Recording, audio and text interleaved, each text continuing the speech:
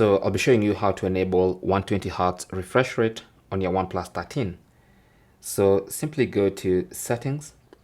Under settings, scroll down to display and brightness, tap on that, and then scroll down to screen refresh rate, tap on that, and then now you can see it's set to auto select, which means it's going to be switching back and forth depending on what application you're currently running and the demands of that particular application. But if you want to turn on 120 Hz refresh rate, just select the high option. It says uses a refresh rate of up to 120 Hz.